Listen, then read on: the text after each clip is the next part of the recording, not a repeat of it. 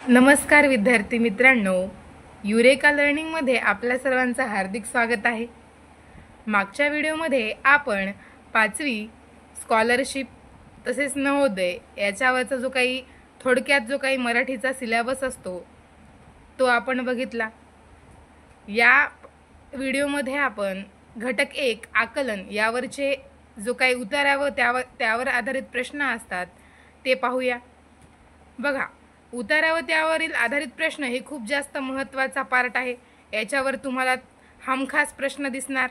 Scholarship 8वी scholarship असो, 5वी scholarship असो की नवोदयची एक एक्झाम असो, प्रत्येकामध्ये आपल्याला उतारा हा विचारला जातो। तुम्हाला 5वी नवोदयमध्ये 3 प्रश्न एका उतार्यावर 3 प्रश्न देण्यात येतील। उतारा सोडवायचा म्हटल्यावर आपल्याला काही गोष्टी लक्षात ठेवाव्या लागतात। पहिली गोष्ट म्हणजे बघा, प्रथम उतारा काळजीपूर्वक वाचा। काय करायचं, सुरुवातीला उतारा दिसल्या डायरेक्ट प्रश्न वाचायचे नाही, कारण काय करायचं, कधी कधी आपल्याला त्या आशयावर आधारित काय करावे लागतात, प्रश्नाची उत्तरे द्यावी लागतात। म्हणजे कधी कधी या उतार्याला तुम्ही कोणते शीर्षक द्याल असं पण विचारलं जातं। म्हणून थोडक्यात काय करायचा, तो शांतपणे आणि काळजीपूर्वक एक एक शब्द नीट काय करायचा, व्यवस्थित उतारा वाचून घ्यायचा। त्याच्यानंतर काय करायचा, उतार्याचा जो काही आशय आहे तो समजून घ्यायचा। म्हणजे नेमका त्यांनी या उतार्यामधून आपल्याला काय सांगू इच्छितात त्याचा विचारपूर्वक काळजीपूर्वक आशय समजून घ्यायचा। आशय म्हणजेच काय, त्या उतार्याचा अर्थ। उतार्यात आलेले शब्द, म्हणी व वाक्यप्रचार यांचा अर्थ समजून घ्या। आता कधी कधी काय करतात, उतारा आलेला आहे पण उतार्यामधून आपल्याला काय विचारलं जातं बघा, की समानार्थी शब्द विचारतात, एखाद्या शब्द दिला जातो किंवा याचा विरुद्धार्थी शब्द सांगा म्हटलं जातं, किंवा एखादी म्हण आलेली असते त्या म्हणीचा अर्थ सांगा असं म्हटलं जाते। तर आपल्याला याच्यासाठी काय करावं लागते, जे शब्दसंग्रह हा भाग आहे तो पण यासाठी खूप महत्त्वाचा आहे। म्हणून बघा, उतारा सोडवण्यासाठी जर आपल्याला आउट ऑफ मार्क घ्यायचे असतील, कोणताही उतारा कितीही अवघड उतारा आला तरी, तर आपला शब्दसंपत्ती हा जो घटक आहे तो एकदम काय पाहिजे, परफेक्ट पाहिजे। उतार्यात दिलेले प्रसंग, संवाद, उपदेश यांकडे काय करा, लक्ष द्या। म्हणजे नेमका काय प्रसंग आहे, कोणती घटना आहे, ते संवाद काय साधत आहेत एकमेकांशी, किंवा काय उपदेश देत आहेत यांकडे काय द्यायचं आहे, आपल्याला विशेष लक्ष द्यायचं आहे। पुढे बघा, याच्यामध्ये काय केलं जाते बघा, 5वी नवोदयमध्ये उतार्यावर 3 प्रश्न विचारले जातात। एक उतारा दिला जातो छोटा आणि त्याच्यावर आधारित 3 प्रश्न खाली विचारले जातात आणि खाली 4 त्याचे काय दिले जातात, पर्यायी उत्तरे दिले जातात। आणि त्या 4 पर्यायामधून आपल्याला काय करायचा असतो, एक पर्याय निवडायचा असतो। विचारलेल्या प्रश्नाचा अर्थ व त्याचा योग्य पर्याय कोणता याचा विचार करा। आता कधी कधी योग्य आणि अयोग्य याच्यामध्ये आपला काय होतो, खूपदा संभ्रम निर्माण होतो। योग्य प्रश्न विचारलेला असतं, आपल्याला कधी कधी बरोबरच उत्तर लिहायची सवय एवढी जास्त पडलेली असते की आपण तो प्रश्न व्यवस्थित वाचत नाही, की अयोग्य पर्याय कोणता असं दिलेलं असते आणि आपण काय करून येतो, योग्य पर्याय। म्हणजे असे आपली काय होऊ शकते, तिथं मिस्टेक होऊ शकते।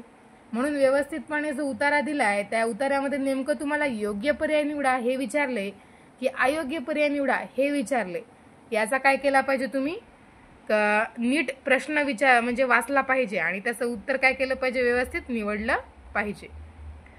नंतर बघा, पुढचा मुद्दा काय आहे, उतारा, प्रश्न आणि दिलेला पर्याय न समजल्यास ते पुन्हा वाचून समजून घ्या। जर तुम्हाला उत्तरा समजलं नाही, प्रश्न समजले नाही, तर पुन्हा एकदा त्याच्यावर काय करा, काळजीपूर्वक तो वाचून घ्या आणि पुन्हा समजून घेण्याचा काय करा, प्रयत्न करा। उत्तराची खात्री झाल्यावरच पर्याय क्रमांकाची वर्तुळे रंगवा। आता कधी कधी आपल्याला एखाद्या प्रश्नाची काय नसते, शुअरिटी नसते की ते उत्तर बरोबरच आहे की नाही। मग काय करायचं, आपण थोडक्यात जे आपल्याला उत्तर वाटतं त्याला बाजूला आपल्या थोडंसं त्या प्रश्नपत्रिकेवर टिक करायचं, पण लगेच गोल नाही टिक करायचा, कारण आपल्याला त्याच्याबद्दल काय नाही की एकदम पक्क माहिती नाही की हेच उत्तर असेल म्हणून। नंतर बघा, उत्तराची खात्री झाल्यावरच पर्याय क्रमांकाची वर्तुळे रंगवा। उतार्यातील मजकुराच्या क्रमानेच प्रश्न विचारले जातील असे नाही। आता बघा, उतार्याला सुरुवातीला कधी कधी काय असतं की प्रश्न जे स्टार्टिंगला दिलाय, समजा आता इथं खाली आहे, एका सुंदर नदीकाठी ऋषीमुनींचा आश्रम होता, तर असं नाही की ऋषीमुनींचा आश्रम कुठे होता असा प्रश्न येईल म्हणून। म्हणजे उतार्यातला कुठलाही मध्यभागचा प्रश्न असेल किंवा शेवटचा प्रश्न असेल तो पण काय होऊ शकतो, सुरुवातीला विचारला जाऊ शकतो।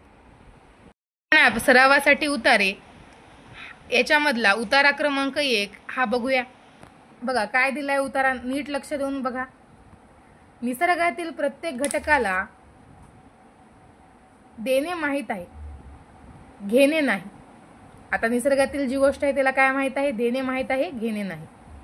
झाडे, वेली, पाने, नद्या, पर्वत, डोंगर, पशुपक्षी, माती, चंद्र, सूर्य, तारे, निसर्गातील असे अनेक घटक आपले जीवन सुखकर व्हावे म्हणून मदतीला येत असतात. आपल्याला निसर्गाला काही देता आले नाही तर देऊ नये, पण त्याच्याकडून काही ओरबडून घेऊ नये.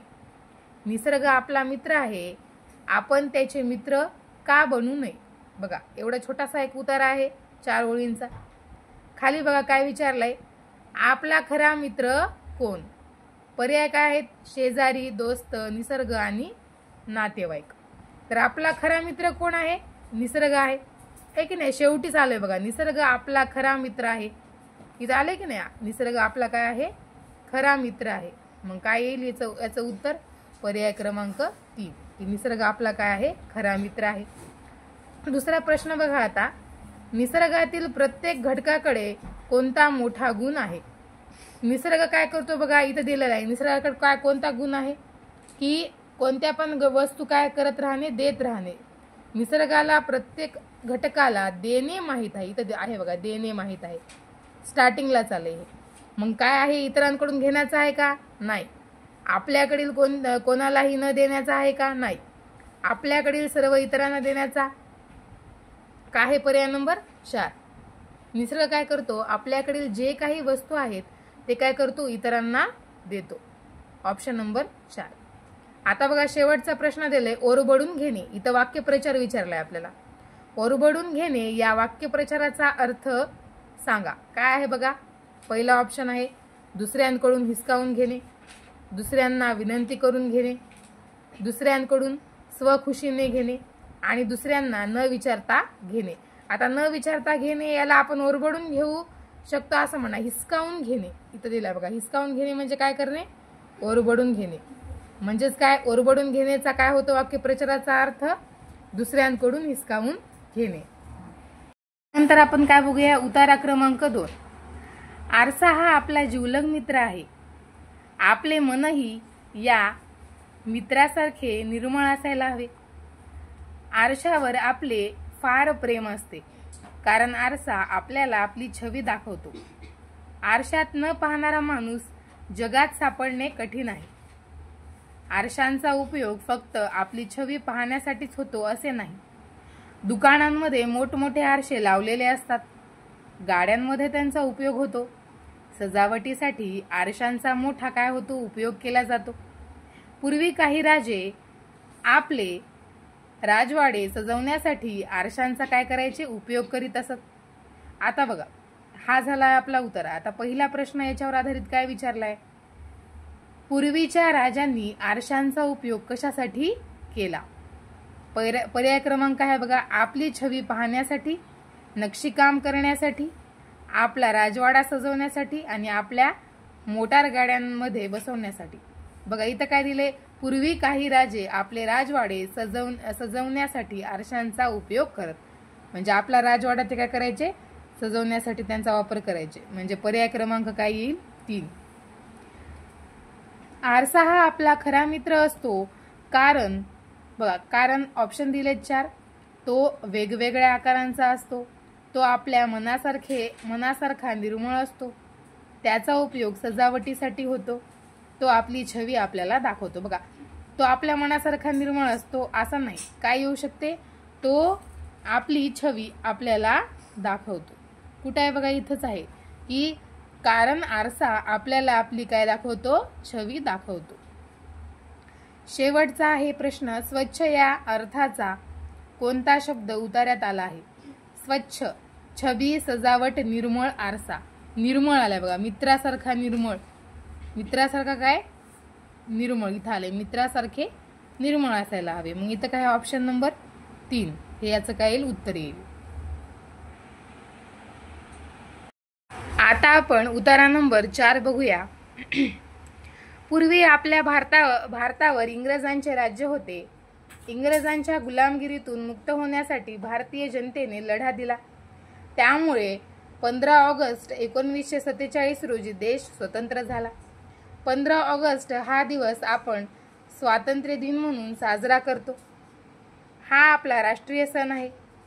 या दिवशी सरकारी कार्यालयांवर तसेच शाळांमध्ये व वसाहतींमध्ये राष्ट्रध्वज फडकवतात. देशभर सर्वत्र ध्वजारोहणाचे कार्यक्रम होतात.